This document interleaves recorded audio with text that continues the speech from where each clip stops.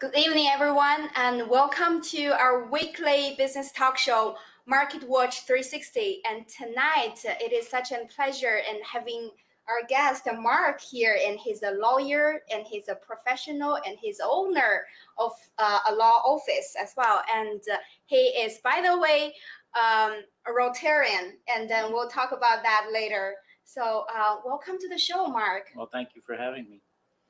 And so to start with, do you like to share a little bit about your background and how you started your business and your life journey?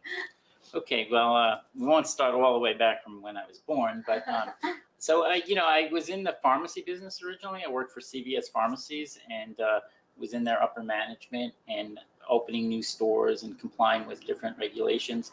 So I did a lot of work, legal type work with the American Disabilities Act and how that would be implemented in our stores, both for employees and our customers. So that got me very interested in the law.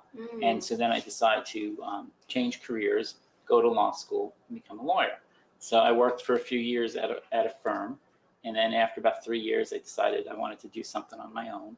So I started my own law firm. Originally it was just me and one secretary, and then over time it grew and grew, and today we have 4 attorneys and 8 staff people. So definitely on an upward trajectory. And the thing I like most about it is you get to help people with their problems, try to solve them for them, or get 2 people who are arguing, together to have something mutual that they can live with. Mm-hmm. So that's kind of been my career path as a lawyer. Wow. Besides that, I can also tell that you have entrepreneurial spirit in you as well. Most people, if they are at the upper management level in CVS, they probably just settle there. Right. But then you grow from there. Right. And then also, just so you know, I own a newspaper business that we took over. It was a small community newspaper business. And it was going out of business. And I didn't want the local community not to have a news source anymore. So that's another example of being entrepreneurial and kind of turning that around, making that a little successful too. When did you start that business? 2013. Oh, okay. So how is that business? That's pretty good. It was losing a lot of money when we took it over, and that's why I guess it was folding. But now our goal was not to make a lot of money. Our goal was just to have a forum so that the Little League and Boy Scouts and soccer and all different community groups like Rotary could put their news in it and just get exposure to the public. I didn't want to see that go away. So I purchased the business and then kind of turned it around, got it going again. Wow. It's servant's heart. It's not just doing business for profit, right, but doing business for serving others and serving the community. Right. I think that's very beautiful as a business owner. And then, okay, so how was your business in general during pandemic? Well, just before the pandemic, for up to the pandemic, we were growing pretty well. In fact, I signed a lease to take over more office space in our building. Oh, wow. And then in February, they said, oh, space is ready for you. So then we took over the office next to us, and we had to take it on new employees. Then the pandemic hit, and everybody's working from home. So that was a little bit of a twist that, bend in the road that we didn't expect. Mm-hmm. So, but, we've kind of held our own. Everybody's still working. We didn't lay anybody off.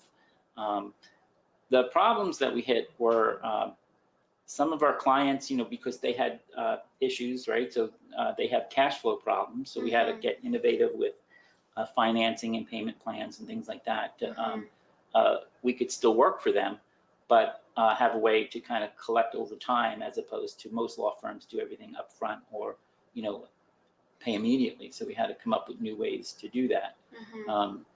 And so that caused some cash flows for our business as well, but luckily we were able to survive. And now that the pandemic's over, we're starting to take off again. Yeah, of course. And I believe that during pandemic, you must be busy, right? And a lot of local business owners I think they need to apply for more fundings. However,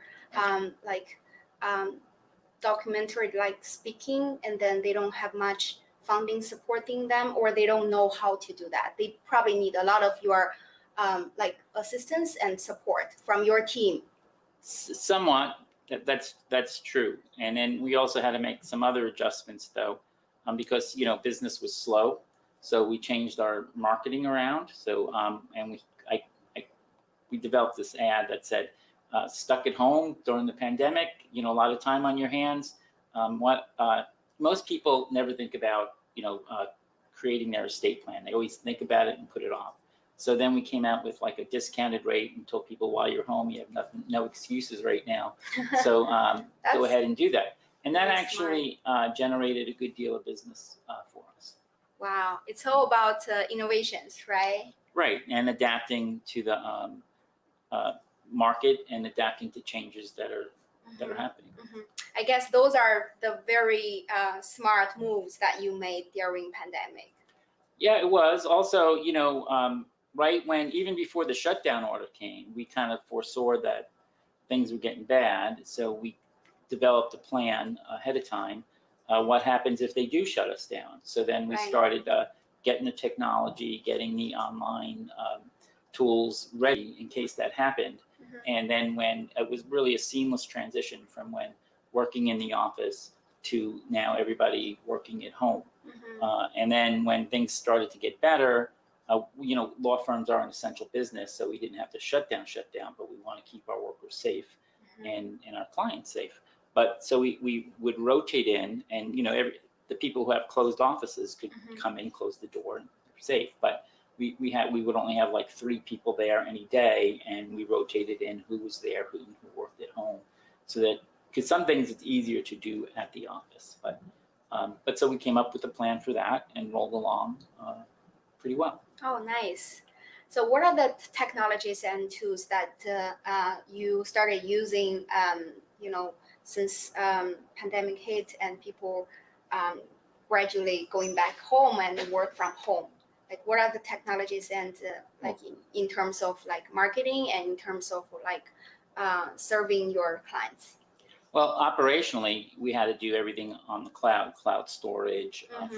for files. Had to look into how to, a lot of courts have online filing, so we had to expand that. We also, one thing law firms don't really do is communicate with governmental agencies online, but then we did that and signed up through some third-party vendors to do that. Zoom, of course. Mm-hmm. So not only for our staff to meet by Zoom, but to meet with our clients by Zoom. Mm. And, a lot of mass email communications just to kind of see how people were doing, and just trying to keep in touch with their feelings and just let them know that we were there for them. And all of that worked out. We also, because people are sitting in their houses, mm-hmm. we did some direct mail mm-hmm. that helped out as well, so that we'd still reach them. That's great. And did you do any like online marketing and to reach out more like people? Yeah, so during, when you can't see people face to face during the pandemic, that's a big way for lawyers to meet people. So we did, of course, we did like Facebook, and we did some other online, but we did postings on LinkedIn, informational postings, mm-hmm. so that people would be drawn to our website or to our firm. We did some seminars on different legal topics, advice topics, so that people could see that. And then contact us. And we also did work for different, charitable organizations and interface with their members during the pandemic, so that they would find out more about our firm. And just did a lot of that kind of stuff to get people, because a lawyer, you don't want to just see an ad in the paper, or you want to get touch and feel them, right, because you're trusting them with part of your life. Right. So when you're in a seminar and we're giving them information, and they ask us questions, and they can say, "Oh, this guy knows what he's talking about," mm-hmm. or other people would say, "Oh, I'll get back to you," right? So right. that was something that we tried to exploit during the pandemic. Exactly. People need the process to build the trust, and this is something you cannot replace by ads. Right. You need something like seminar. I think seminar is a great idea, like to get your business exposed, and also to bring your knowledge and to people, and that's actually the first step to earn the trust. Right. That's right. So during pandemic, I believe that you have been talking to some of your clients.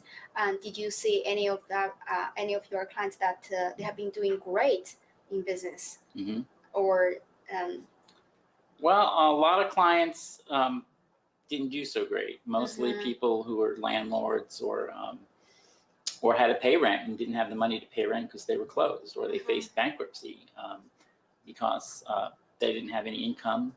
They're closed, or even if they were open, like small restaurants are open, but you can only do takeout, and you can't make the money from that you could before. So a lot of our clients did have a lot of problems. Some clients, still did well, but I think more people were impacted negatively than positively. Right. So what are the negative impact that happened to their business?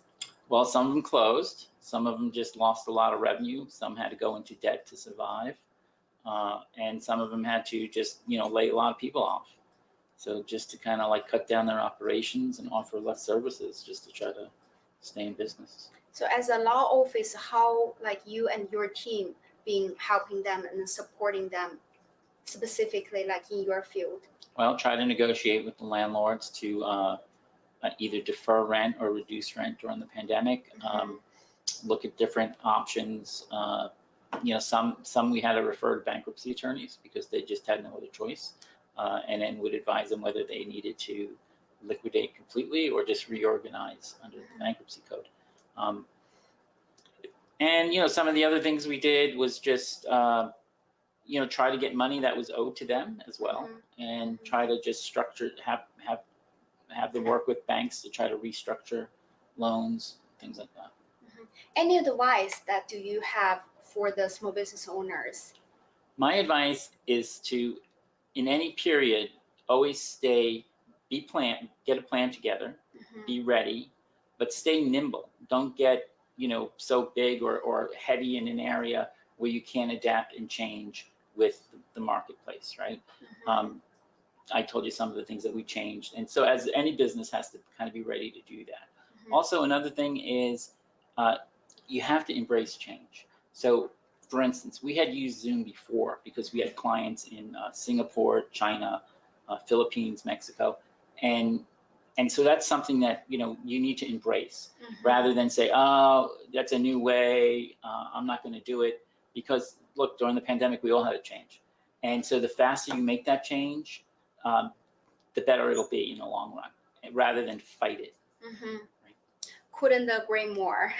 Couldn't agree more. And some of my guests, and they're all business owners, and the reason why they're surviving, and some of them even thriving right now, is because they move fast, right? And they pivot fast, and they just like you, and they try to figure out ways and to adapt this new normal instead of just fighting against it. Right.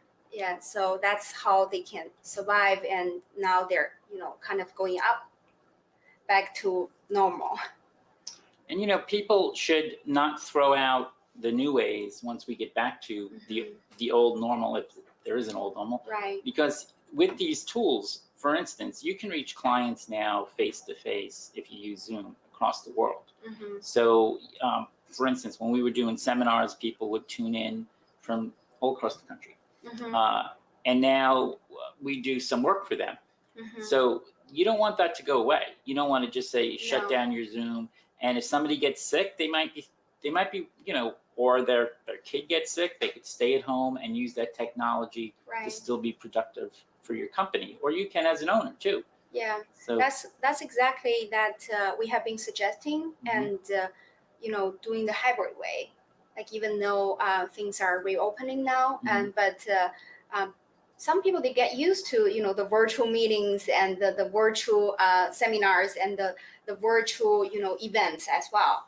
And then, like you just mentioned, the virtual events actually can help you and your business to reach more people and in different territory, not limited and local. So you can literally, if you can think big, if you can have a vision, like you can literally turn a local business to a national business or even international business. Right. If you just think outside of the box and think outside of your comfort zone. Yep.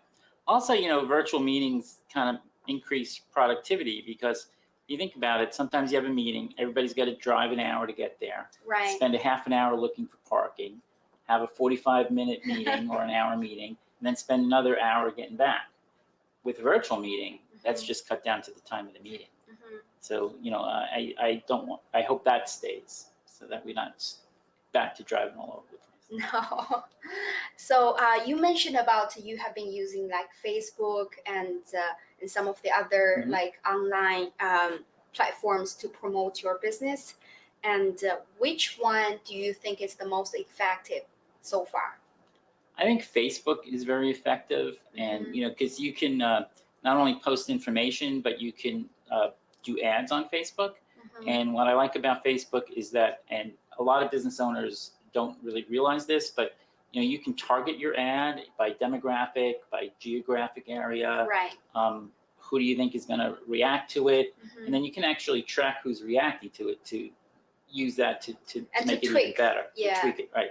And so I think that's very effective, and a lot of people are on Facebook.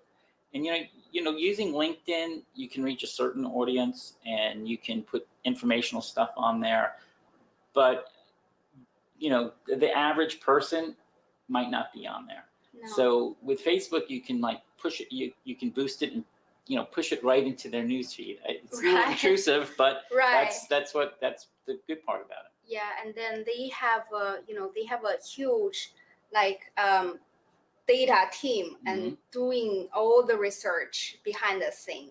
And once you click something, like they can push a lot of ads on your site, even though you don't even know them, but because you randomly click something, and then you can see a lot of things related about the thing that you clicked.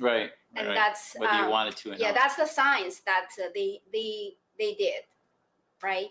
And also, that's interesting, and that's interesting part. And also, I have been giving advice to most of my clients and telling them actually, which you mentioned, if you want to reach the most regular people, or let's say your clients, your target clients, which mostly are regular people, then Facebook is very effective.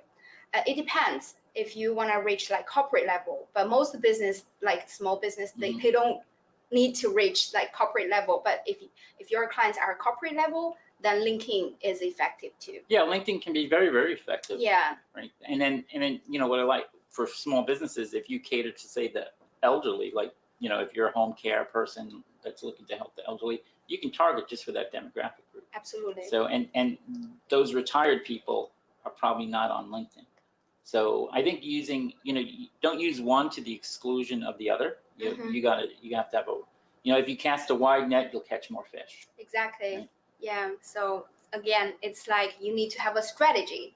It's not just running ads. It's not just posting on one side, but you have a strategy. But most importantly, you need to have a clarity about who are your target, audience.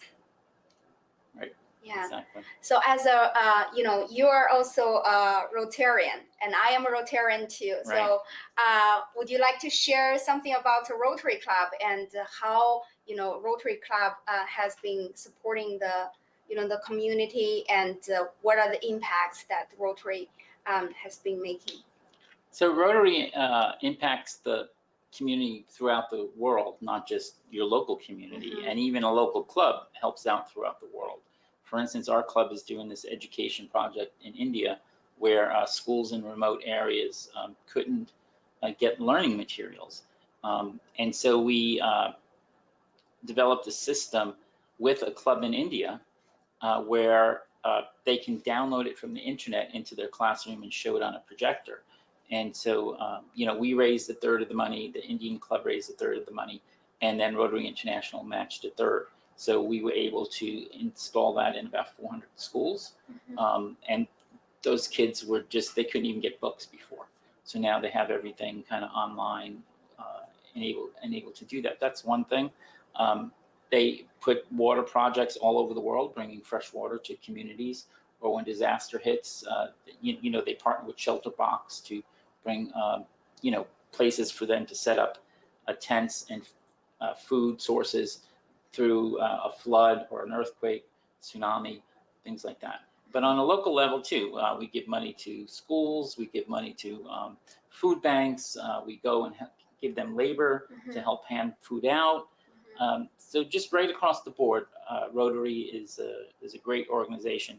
And importantly, none of the money that we raise from the public goes to paying anything related to the club. It all goes right back into the community.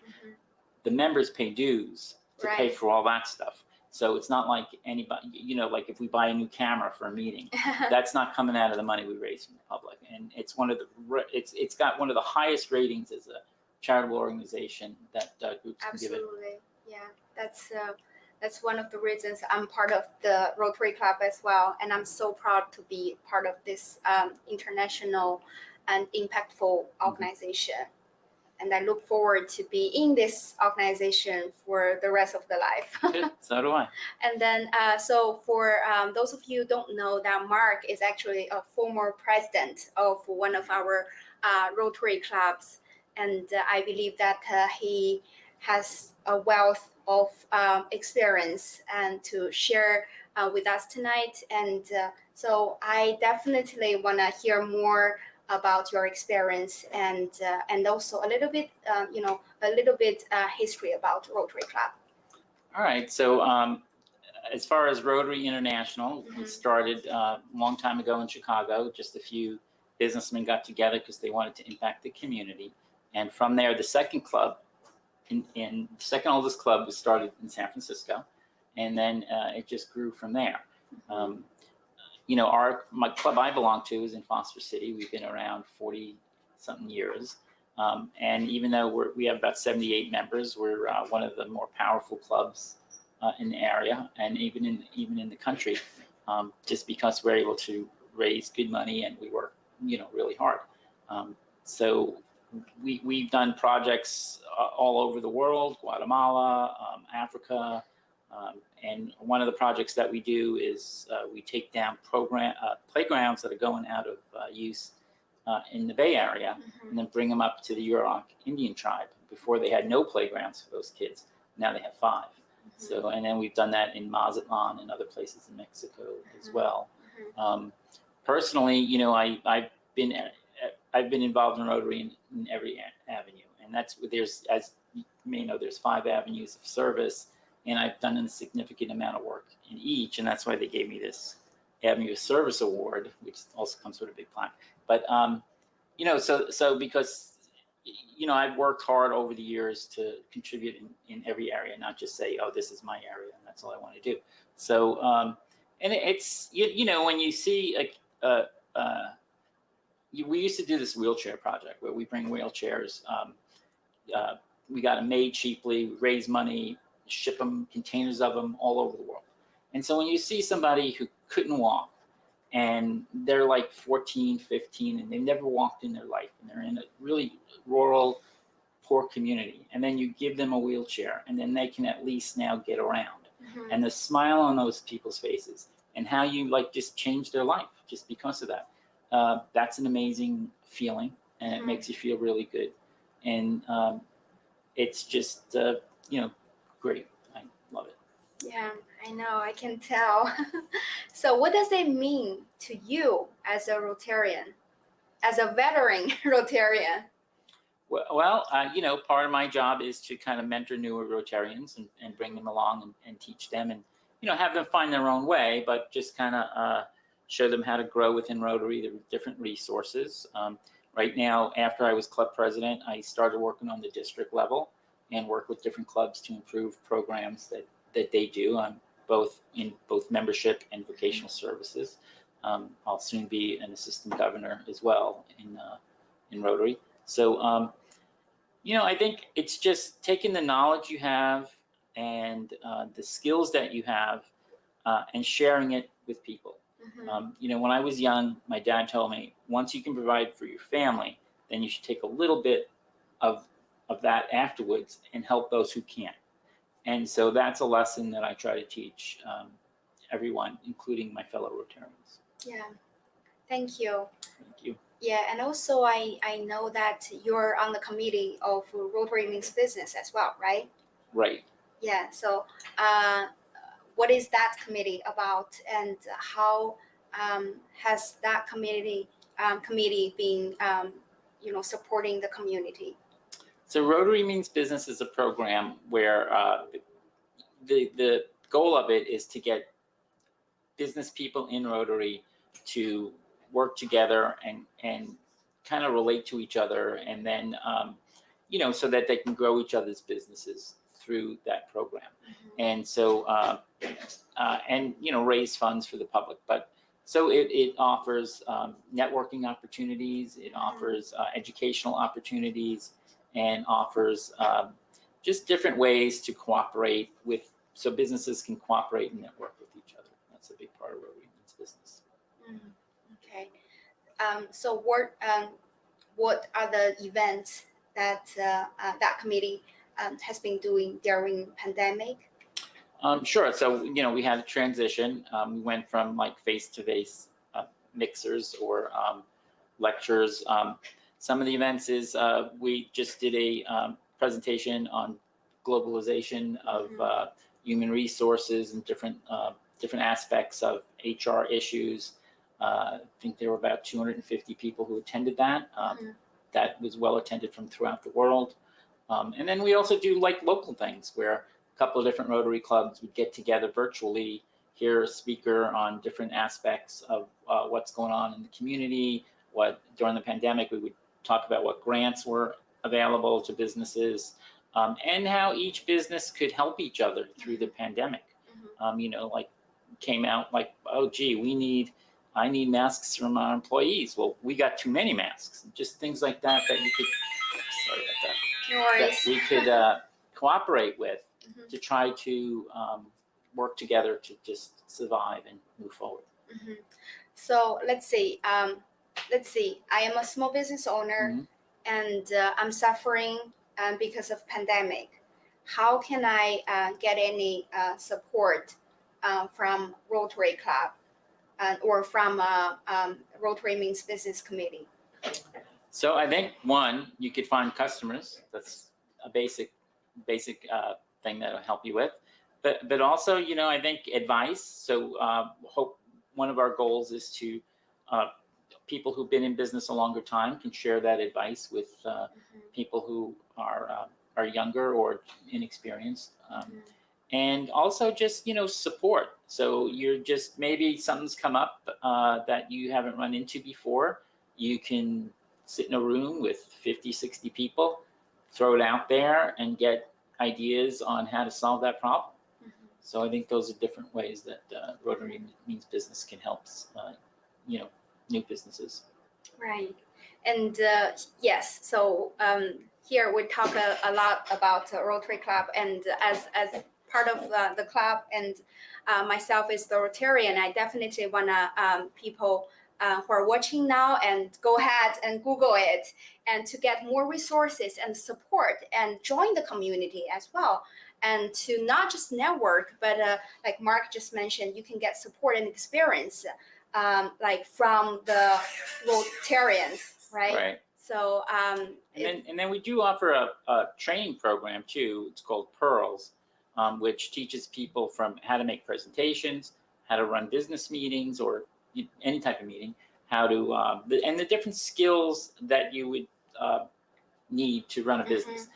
Some people call it like a mini Dale Carnegie course, and it's designed by a group of Rotarians who actually used to work at Dale Carnegie. And the cost of that is very minimal. Some clubs will pay for it for free. And so you'd have to go and pay thousands of dollars for that somewhere else. But if you went through Rotary, it's almost free, if not free. So it's a great place to get more resources. Yeah. Okay. There are so many small businesses suffering, Mhm. and even now it's reopening, but it's still hard for them. Any advice for the small business owners? Well, like I said, stay flexible. Stay nimble. Try to make a plan for your reopening. And then, one of the things I've learned is you're only as successful as your plan B, because plan B, A, often fails. So just, have a plan, but also be ready, with the Delta variant coming, you might have to close up again, or there might be new challenges that we have to face.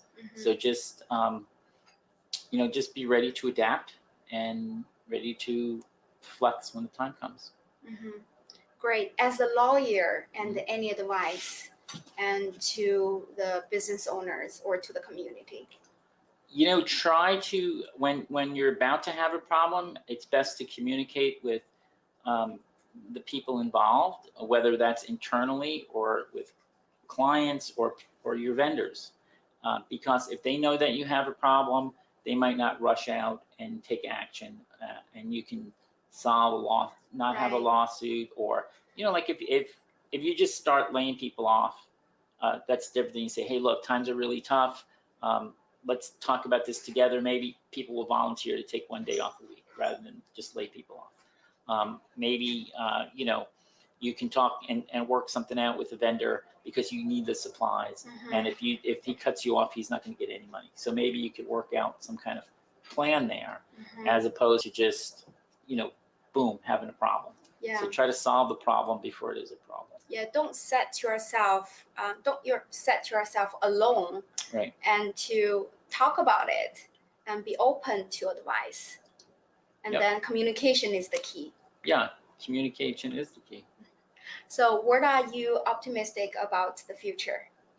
So I'm optimistic about the future because I think with these new methods, not only is it good for just clients in general, but if you think about it, before there was a little bit of a gap between older people in business and younger millennials in business, and now we've all had to kind of use the same tools and get used to different ways, and you see a lot more blending of that now than before. So I think things will.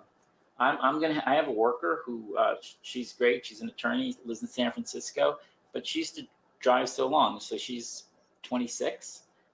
I'm totally okay with her staying at home, and she's just learned to communicate really well and adapt how she does it. And so I'll keep going even after the pandemic. Right, I agree with you. This pandemic literally just pushed people to adapt to this new era in some way. Right. So if you can just look into that side, it's good, and it's all about like perspective, like in business and in life. It's just turn around and to think about the other way. It might be a bright future. Well, thank you so much, Mark. And I definitely believe that our community, and including myself, that we learned a lot from you tonight. So before we end today's show, and any other thoughts and that you want to share with the community? Just stay positive and move forward. Thank you. Okay, thank you. That's the wisdom. Thank you. Well, thank you for joining us for tonight, and I believe that you all enjoyed it. And so keep watching the show, and keep spending time with us, and keep learning from our guests. And I'll see you next week at the same time. Have a very good evening. Bye, everyone. Good night.